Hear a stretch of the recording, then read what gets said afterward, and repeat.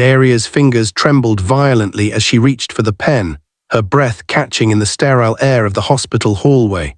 The surgery consent form lay on the table before her, bright under the harsh fluorescent lights, so bright it felt like it was burning through her fear straight into her soul. One signature, one stroke of ink, one decision that could condemn her to prison or save the life of the only man who had ever treated her like a human being. Her tears splashed onto the paper as she stared at the blank signature line, knowing full well that if she signed, she would carry the blame should anything go wrong.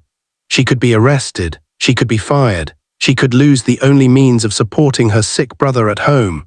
But as the cold whispers of Adrian Dane's family floated behind her, filled with greed instead of love, something inside her heart refused to stay silent.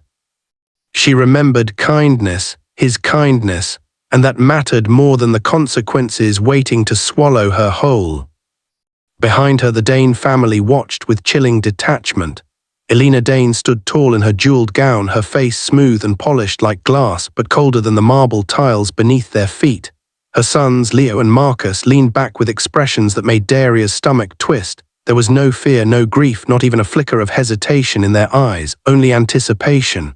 "If he dies naturally, everything comes to us," Marcus murmured, his voice a dangerous blend of excitement and relief. Leo nodded, lowering his voice, but not enough that Daria couldn't hear the truth dripping from every word. "Why take the risk? If he goes into surgery, he might survive." Elena's lips curled ever so slightly, and she turned to the doctor with a calmness that felt like poison. "We are not signing anything. Proceed with what is possible without us." The doctor's eyes widened in disbelief. "Mrs. Dane, without consent, we cannot proceed at all. Your husband will not survive without immediate surgery." Elena simply shifted her bracelet, as if brushing off an inconvenience rather than the life of her own husband. Daria's heart clenched, knowing they were choosing wealth over the man who built everything they had. As the doctor pleaded once more, Daria's mind drifted to a memory she had buried deep but never forgotten. It was a bright morning years ago when she had been polishing the staircase of the Dane mansion. A maid had accidentally dropped a rare crystal sculpture that shattered into 100 glittering pieces. The supervisor had stormed at her like a raging storm, screaming that she would be fired, that she would never work again, that she had ruined something worth more than her life. But then Adrian Dane had stepped into the hallway, tall, calm, and carrying a kind of quiet authority that silenced the chaos instantly. "No one is being fired," he had said, kneeling beside the terrified maid. "It's just crystal, replaceable, she is." Everyone froze in shock. Daria had watched him with awe as he guided the maid to stand, giving her reassurance instead of punishment. That single act had changed how she saw him forever. It was rare for a rich man to see the poor. But Adrian did. He asked about their families. He remembered names. When Daria's brother fell dangerously ill months later, it was Adrian who quietly paid the medical bills without ever mentioning it again. He simply helped because he could, and because, as he once told her, people matter more than things. That memory flooded her mind now as she stared at the waiting form. The doctor turned toward the family again, desperation in his voice, but they remained unmoved. Daria felt something inside her chest tighten until she could barely breathe. She knew Adrian would die if she did nothing, and she knew his family would let it happen. In that moment, fear and duty clashed inside her heart, and kindness, pure, trembling kindness, won. With a shaky breath, she picked up the pen and whispered the words he had once unknowingly gifted her. "People matter more." Then she signed her name, Daria Mbeki. Nurses rushed forward immediately, pushing Adrian into the operating room as machines beeped urgently. Daria felt her knees weaken, relief mixing with terror as the doors closed behind him. She had done what she believed was right, but she did not know that this one act of courage would not only save a life, it would unravel hers. The moment the operating room doors swung shut, Elena turned toward her with a face twisted in fury. Her heels clacked sharply across the floor as she approached, her voice dripping venom. "You signed that form, didn't you, you lowly maid? Who gave you permission to interfere in matters that do not concern you?" Leo stepped closer, his expression darkening. "You ruined everything. If he survives, he'll rewrite the will again." Marcus gritted his teeth. "You should have stayed in your place." Elena raised her phone without hesitation, her voice turning cold and official. "Yes, officer, I need to report a case of illegal signature and forgery." A staff member signed a medical document without authority. Her name is Daria Mbeki. The doctor tried to intervene, pleading on Daria's behalf, but Elena silenced him with a single glare. Within minutes, 2 police officers marched into the hallway. Daria felt her heart collapse into itself as their eyes locked onto her. "Are you Daria Mbeki?" She barely managed a whisper. "Yes, you are under arrest for unauthorized medical consent." The cold metal of the handcuffs snapped shut around her wrists. As the officers led her away, Daria turned her head one last time toward the glowing red light above the operating room door. Her voice trembled, breaking into a whisper of pure hope. "Please, please live." The doors closed quietly behind her, sealing the fate of 2 people, one fighting for his life and the other being dragged into darkness for trying to save it. In the back of the police van, with the world closing in on her, Daria bowed her head, her tears falling silently. She knew she might lose everything tonight, but she also knew one thing with unshakable certainty. She had done what was right, and somewhere behind those hospital doors, a heart she believed in was still fighting to stay alive. The holding cell was colder than Daria expected, colder than the hospital hallway, colder than the night outside, colder than any place she had ever sat. The walls were cracked, stained with years of forgotten sorrow, and the dim light flickered every few seconds as if it too had grown tired of shining. Daria lowered herself to the hard concrete floor, her hands still shaking from the weight of everything that had happened. She wrapped her arms around her knees and pressed her forehead against them, trying desperately to steady her breath. But her mind kept replaying the moment she signed the form, the fury in Elena's eyes, the officers grabbing her wrists, and the faint prayer she whispered as she was taken away. She had always known that kindness came at a cost, but she never imagined the price would be this high. Yet even in that cold cell, her heart refused to regret what she had done. All she prayed for was that Adrian Dane, her employer, her benefactor, the man whose humanity had once saved her, would survive the night. Hours crawled by slowly, the darkness stretching endlessly as the sounds of distant footsteps echoed through the station. Daria kept whispering the same prayer, her voice trembling but steady in its purpose. "Please let him live. Please don't take him away like this." She thought about the days she served in the Dane mansion, the quiet mornings when she polished the floors, the evenings when Adrian passed by with a polite nod, the rare moments when he asked about her brother's health with genuine concern. He had never treated her like a shadow, never spoken to her with the cruelty or superiority others use so freely.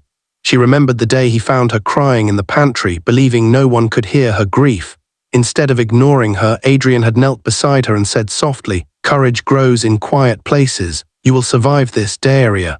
His voice had been warm, steady, and full of the kind of kindness she had only ever dreamed of receiving. And now, as she sat helpless in a cell because she tried to save that same man, she clung to his words like a lifeline. Meanwhile, across the city, inside the sterile walls of the hospital, Adrian Dane lay motionless beneath bright surgical lights. Machines beeped in steady rhythms, the room humming with equipment that worked tirelessly to keep him alive. The surgeons moved with precision, fighting a battle between life and death with steady hands. The hours passed like a slow-moving storm, and by the time the operation ended, dawn had begun painting faint strokes of pink across the horizon. Dr. Elias Rahman, exhausted but hopeful, stepped out into the quiet corridor. His eyes were heavy, but his voice was steady when he whispered to a nurse, "He made it through the hardest part, now we wait." They wheeled Adrian into the recovery room, his pale face barely visible beneath the tubes and wires. His body was weak, but the faintest spark of life still glimmered inside him. The Dane family arrived shortly after sunrise, Elena with a forced expression of concern, Leo and Marcus with irritation thinly masked as worry. They hovered in the doorway as Dr. Rahman gave his report.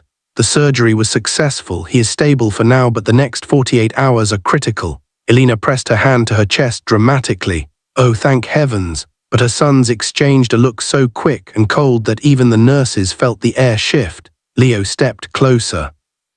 "Doctor," he asked, "when will he be conscious enough to sign documents?" Dr. Rahman stiffened. "His health is the only priority right now. He needs rest." Marcus forced a tight smile. "Of course, we only ask because there are important arrangements to manage."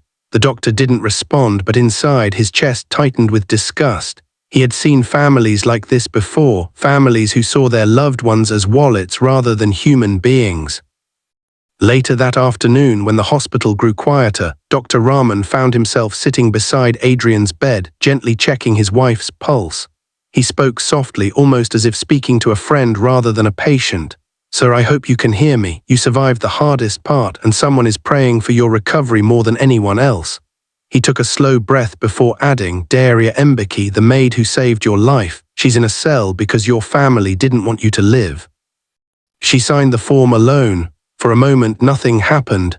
Then a faint flicker traveled through Adrian's fingers, a mere twitch but enough to catch the doctor's breath. "Come on," he whispered. "Show me you're still fighting." Slowly, Adrian's eyelids fluttered, weak, shaky, but undeniably alive. Back at the police station, Daria felt a strange warmth trickle through her chest as she knelt quietly, still praying. She couldn't explain it, but something inside her shifted, a gentle certainty blooming beneath her fear. She wiped her tears and lifted her gaze, whispering, "God, please let this courage mean something." A moment later, the cell door clicked open and a guard stepped in. He looked at her with an expression that wasn't quite pity but not hostility either. "Visitors," he said simply. Daria looked up, confused. "For me," the guard nodded.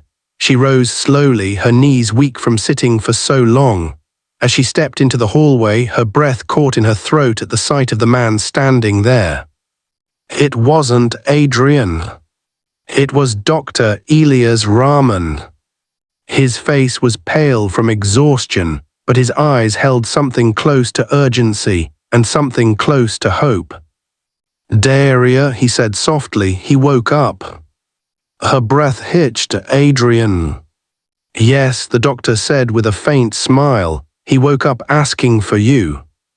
The world around her blurred as tears filled her eyes, and for the first time since her arrest, Daria felt her heart lift, not completely, not securely, but enough to breathe again. Enough to believe that her sacrifice had not been swallowed by darkness. Enough to believe that the story was far from over. The moment Dr. Rahman's words sank in, "He woke up asking for you," Daria felt as though the world had tilted beneath her. Relief flooded her so fast it almost knocked her breath away. She pressed a hand to her chest, unable to speak, unable to believe that after everything, after the arrest, the humiliation, the cold cell, the long night of praying, Adrian Dane had opened his eyes and spoken her name. Just the thought sent her knees weak. For a moment she couldn't move. Then something inside her surged, pushing her forward, driving her steps down the dim police hallway with a trembling urgency. Dr. Rahman led her past desks and officers who now watched her with a mixture of shame and curiosity. Their earlier mockery had vanished. Whispers followed her, not of disdain but of wonder. It was as if, suddenly, everyone had realized she was not merely a maid, but the woman who had risked her life for a man she could have easily walked away from. The officer at the desk looked up as Dr. Rahman handed over a signed release order marked with the Dane family's own legal stamp, ironically forced into existence only because Adrian himself demanded it. The officer cleared his throat awkwardly, shifting in his chair as he unlocked the release ledger. "Miss Mbeki, looks like you're free to go." He hesitated, lowering his voice. "For what it's worth, not many would have done what you did." Daria couldn't form a reply. She simply nodded, her eyes glistening, and the officer stepped aside. Freedom felt unreal. The world outside the station appeared brighter, louder, harsher, but it didn't matter. All Daria could focus on was the image of Adrian lying in a hospital bed, waking up alone, calling her name. She wrapped her arms around herself, steadying her breath as the doctor opened the car door for her. "Come," he said gently. "He hasn't stopped asking for you since he woke." When they reached the hospital, the corridors buzzed with unusual tension.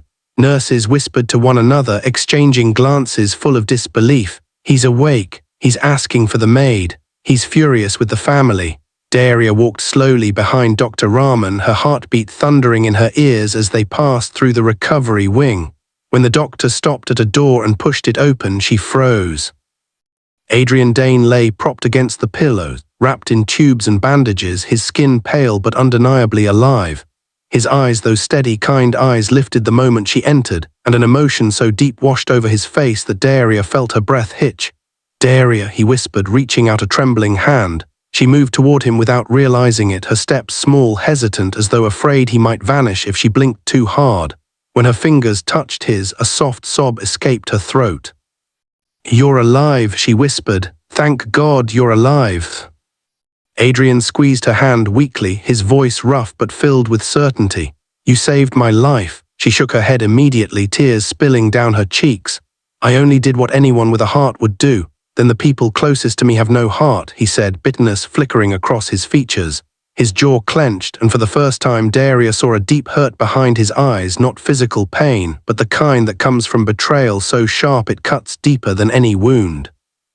"They left me to die," he said, voice shaking. "My own family, my wife, my sons." Daria lowered her gaze, unable to mask her sorrow. "They didn't even hesitate," she whispered. "The doctor begged for a signature, but all they talked about was inheritance." Adrian closed his eyes for a moment, the truth settling over him like a cold shadow. He had built an empire for his family, worked tirelessly for their comfort, sacrificed his youth so they could live without worry. And yet, the moment his life hung in the balance, they saw opportunity instead of fear. The door suddenly swung open and Elena Dane swept in, flanked by Leo and Marcus. Their expressions were tight, too practiced, as if each had spent the morning rehearsing the perfect blend of concern and guilt. Elena gasped dramatically the moment she saw him awake. "Adrian, darling, we came as soon as we heard. Save your performance," Adrian said sharply, his voice cutting through the room like a blade. Leo stopped mid-step, Marcus froze, Elena's painted smile faltered. Adrian's eyes, usually soft, blazed with a fire none of them had ever seen before. "I know everything," he said coldly. "I know who refused to sign, I know who wanted me dead, and I know exactly who saved my life while you stood outside calculating your gains." Silence swallowed the room whole. Elena's face paled. Leo looked away. Marcus clenched his jaw but said nothing. Adrian turned toward Dr. Rahman. "Doctor, please confirm who signed the surgery documents." The doctor nodded solemnly. "It was Miss Daria Embeki, sir. She signed while your family refused. Without her you would not be here." Daria lowered her head, embarrassed by the attention, but Adrian squeezed her hand again. His voice dropped, heavy with disappointment. "You had me arrested," he whispered to his family. "You punished the only person who showed compassion." Helena stepped forward, her voice trembling. "Adrian, listen, No," he snapped. "I'm done listening. I saw it clearly now. Love does not live in this family anymore." He turned to his lawyer, who had been standing quietly in the corner. "Prepare new documents," he commanded, his voice steady despite his weakness. "Effective immediately, remove my wife and sons from every financial account, every company share, every asset I own." Leo's eyes widened. Marcus stumbled backward. Elena's hand flew to her mouth. "Adrian, you can't." "I can," he said, his voice sharp as steel. "And I will." He took a slow, shaky breath. "Transfer everything to her." His gaze fell gently on Daria. The room erupted. Elena screamed. Marcus cursed. Leo lunged forward only to be blocked by security, but Daria stared at Adrian in shock, shaking her head fiercely as tears streamed down her cheeks. "No, sir, no, I never did this expecting anything. I only wanted you to live." Adrian's voice softened. "And that is exactly why you deserve everything, because you are the only one who remembered what humanity looks like." His hand tightened around hers, the last remnants of strength flowing through his fingers. "Daria, you didn't save my life, you restored my faith." And as the Dane family stood trembling, their empire slipping from their hands, the truth settled over everyone present. A maid's courage had changed the destiny of a billionaire. And Adrian Dane's reckoning had only just begun. The storm that followed Adrian's declaration spread far beyond the hospital room. Within hours, every lawyer in the Dane Empire was summoned, every document reviewed, every account frozen pending transfer. Word traveled faster than fire in dry grass. The billionaire who almost died was awake, and he was dismantling his dynasty with the same calm determination he had once used to build it. Elena, Leo, and Marcus rushed from room to room in a frenzy, trying to halt the legal earthquake ripping through the fortune they believed was theirs by birthright, but nothing worked. Every attorney they contacted responded with the same firm statement: "Mr. Dane's orders are final. His signature and video confirmation make it legally irreversible." Panic clung to their voices. Anger twisted their faces, but beneath all that, something darker sat heavy in their eyes: fear. Because for the first time since Adrian's collapse, they realized the truth.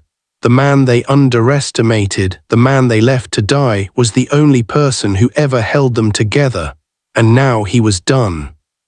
Meanwhile, Daria stood quietly in the hallway outside his room, her hands clasped tightly as she tried to process the waves of chaos she never asked to create. Nurses brushed past her, murmuring admiration, disbelief, even gratitude. She saved him. She risked everything. Imagine being that brave. Their words warmed her, yet frightened her, because she had never been a woman who sought attention or praise. She had lived her entire life in the shadows of service, careful never to step where she wasn't wanted, grateful for small mercies. Now she was suddenly being treated like someone important, someone whose name carried weight. It felt surreal. She leaned against the wall, breathing slowly, her mind circling one question again and again. Why me? Why give everything to me? She didn't feel worthy. She didn't feel ready. And more than anything, she feared the change waiting beyond this moment. She had only wanted him to live, not to inherit a kingdom built on his blood and sweat. Inside the room, Adrian rested quietly, watching the ceiling as faint sunlight filtered through the blinds. A deep sadness filled his expression, but also clarity sharpened by betrayal, by survival, by understanding who truly cared for him. When Daria finally gathered the courage to step inside, he turned his head toward her with a slow, gentle smile. "I was wondering how long you'd stay out there," he whispered. She lowered her gaze, unable to hide her discomfort. "I didn't want to disturb you." Adrian shook his head. "You saved my life. Disturb is the last thing you could ever be." She hesitated, stepping closer, her voice trembling with the weight of the truth she had been holding in her chest. "Sir, please don't give me everything. I don't deserve that. I never wanted anything in return." His eyes softened with a tenderness that made her heart ache. "Daria, what you did for me was more than anyone with my last name has ever done. And I'm not giving you my legacy as repayment. I'm giving it because you are the only person I trust to use it the way it was meant to be used." Her breath broke. "But I'm just a maid." "No," he murmured, reaching for her hand. "You are the only one in this entire world who acted out of love, not greed. That makes you richer than all of them combined." Daria blinked away tears. "I don't know how to be wealthy." Adrian smiled faintly. "Then stay kind. Kindness is wealth." Those words struck her deeper than any riches ever could. A knock interrupted the moment. Adrian's lawyer entered, holding a thick, sealed envelope. "Mr. Dane, the final transfer papers are ready. You only need to sign them." Elena, who had slipped into the room quietly behind him, gasped. "Adrian, please," she said, clasping her hands dramatically. "We made mistakes. We were scared. We didn't think clearly." Adrian looked at her with eyes devoid of warmth. "Fear doesn't erase intention. You wanted me gone." Leo stepped forward, desperation cracking his voice. "Dad, we were confused." Adrian snapped, the first sharpness in his voice since waking. "You didn't hesitate for a second, not even one." Marcus opened his mouth to defend himself, but Adrian silenced him with a single look. "I built everything so you would never lack anything. Not once did I think you would pray for my death." Elena winced, her composure slipping. "We thought maybe it was time to let go." Adrian's jaw tightened. "You wanted my death because it served you. But I am alive because she," he pointed to Daria, "loved humanity more than you loved wealth." Silence crushed the room. Elena's tears spilled, but they carried no sincerity. Leo looked at the floor, his fists clenched. Marcus hovered between anger and shame. Adrian turned to the lawyer. "Bring the papers." The lawyer placed the documents before him. With slow, deliberate strokes, Adrian signed each page. Every signature felt like a release from betrayal, from decades of emotional neglect, from a family that never truly cherished him. With the final signature, the transfer was complete. The Dane Empire now belonged to Daria Embeki. Daria felt her breath collapse in her throat. Her knees trembled. "Sir," she whispered, overwhelmed, "I can't take this." Adrian leaned back against the pillows, exhaustion softening his features. "You're not taking, I'm giving, and I know you will use it well." Tears blurred her vision as she sank onto the edge of his bed. "I don't know if I'm strong enough." He reached out, brushing her hand comfortingly. "Strength isn't loud, it's what you showed when you signed that paper." A sudden commotion erupted outside the room, voices rising, footsteps rushing. Reporters swarmed the hallway, cameras clicking wildly as security pushed them back.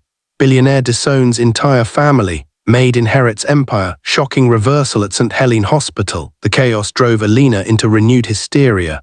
Adrian, listen to me, she cried. This is madness. You'll ruin everything we've built. Adrian looked at her with devastating calm. Everything we built. Alina, I built it.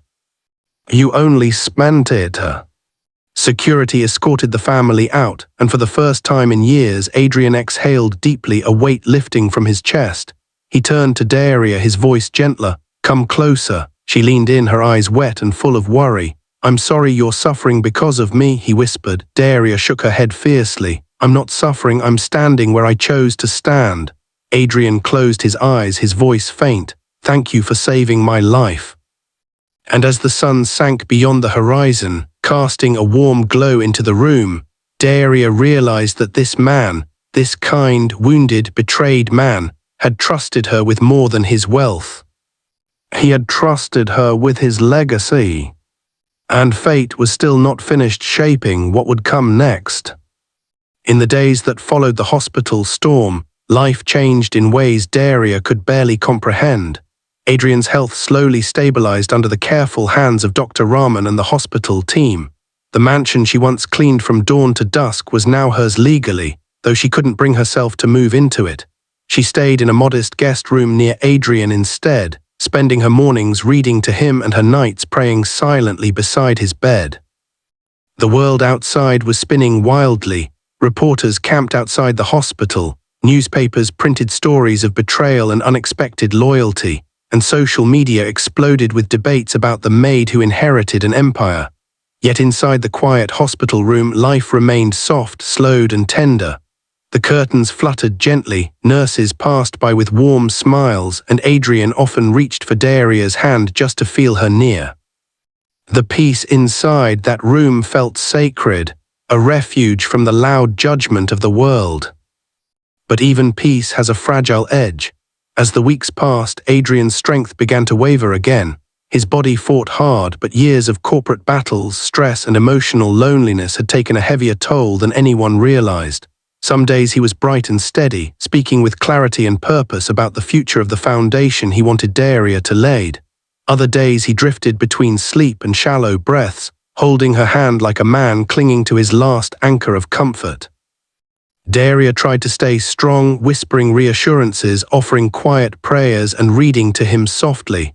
But deep inside her heart she felt a growing ache, one she didn't want to name, one she didn't want to confront. She knew she could not save him a second time. She knew some battles were not meant for human hands. One evening the sky outside darkened with soft rain, the kind that paints silver streaks across the windows. Daria sat by Adrian's bedside, her fingers gently tracing the back of his hand. His breathing was slow but peaceful, his eyes half open as if watching the memories drifting inside his mind. Daria, he whispered suddenly, and she leaned forward immediately, her heart tightening. Yes, sir, he smiled faintly. Do you remember the day I paid for your brother's operation? Tears pooled in her eyes as she nodded. How could I forget? It saved his life. Adrian took a fragile breath. That day I realized something. Wealth doesn't mean anything if you can't use it to ease someone else's burden. His eyes softened as he looked at her. You eased mine. Daria shook her head gently, her voice trembling. I didn't do anything extraordinary. Adrian closed his eyes, a small smile forming. You did, Daria. You stood where everyone else walked away. She couldn't stop the tears now. They streamed down her cheeks silently as she lowered her forehead to their joined hands. Late that night, as the nurses dimmed the lights and the hallways fell quiet, Adrian's breathing shifted. The rhythm weakened, slowing into a fragile tremor. Dr. Rahman rushed in, adjusting machines, checking charts, speaking in low, urgent tones, but even as he worked, the truth settled over the room like a quiet, heavy rain. Daria felt it instantly. Adrian's fingers tightened around hers with surprising strength, as if giving her a final message. His voice was barely a whisper when he spoke again. Promise me one thing. Daria leaned forward, her tears falling onto the bedsheet. Anything, she whispered. Promise me you'll use what I left you to help people who have no one. Her breath trembled as she nodded. I promise. His lips curved into a peaceful smile. Then my life meant something after all. A long pause lingered, soft and painful, and with a final exhale as calm as a sigh, Adrian Dane slipped quietly into the light he had been walking toward for days. Daria's cry filled the room in a way that broke every heart present. Nurses bowed their heads. Dr. Rahman placed a gentle hand on her shoulder. Even the world outside seemed to pause, the rain slowing, the air thickening as if offering a moment of silence for the man who had lived with dignity and died in love. She rested her head on his still hand, sobbing until her body grew weak. "Thank you," she whispered, "for seeing me, for trusting me, for giving me more than I ever deserved." And for a long time she didn't move. She stayed beside him until the sun rose, warming the sky with soft gold as if heaven itself was opening a new chapter for him and for her. The funeral that followed was unlike anything the city had ever seen. Thousands gathered, business leaders, workers, villagers, strangers whose lives Adrian had touched without even knowing. But only one person stood by his grave as the white lilies were lowered, the same woman who once scrubbed his marble floors. Daria placed a single lily on the fresh soil and whispered, "Rest well, sir, I'll keep my promise." And from that moment forward, she lived only to fulfill that vow. She turned the Dane Empire into the Dane Hope Foundation. She sold the luxury cars, shut down unnecessary properties, and transformed the wealth into hospitals that treated the poor, orphanages that welcomed abandoned children, and programs that offered scholarships to young people who shared the same hunger for opportunity she once had. The world watched in awe as the maid who inherited billions refused to live like the wealthy and instead lived like a servant of compassion. Years passed and the Dane Hope Foundation grew into a national pillar of change. Daria remained humble, often wearing the same simple dresses, cooking her own meals and visiting Adrian's grave every Sunday. She kept her promise with a devotion so fierce that even those who had once mocked her name now spoke of her with reverence. And then one day a letter arrived, tear-stained, hesitant, written in a familiar hand. It was from Marcus Dane. "Miss Mbeki," it read, "I don't deserve forgiveness, but I am asking for it. Life has taught me more in these years than privilege ever did. If you allow me, I'd like to help with the foundation, not for wealth, but to repay a debt I ignored for too long." Daria read the letter twice, her heart swelling with something tender. Adrian had always hoped his family would learn the meaning of love, and perhaps they finally had. She agreed to meet him the next day. Marcus arrived humbly, wearing simple clothes, his expression softened with repentance. When he saw Daria, his eyes welled with helpless gratitude. "You should hate me," he whispered. Daria shook her head gently. "Hate doesn't heal, only love does." Marcus broke into tears. And in that quiet moment, in a small office of the Dane Hope Foundation, two lives began to mend, not through wealth or power, but through the grace that Adrian had always hoped would outlive him. Daria smiled softly at him, a warmth blooming in her chest, and she whispered the same prayer she had whispered years ago in a cold cell. "Please, God, let kindness win today too." And it did. Every single day after. If this story touched your heart, don't just scroll away. Tell me where you're watching from, and make sure to like this video, subscribe and turn on notifications so you never miss another emotional story. Your support helps these stories reach more people who need hope, faith and healing.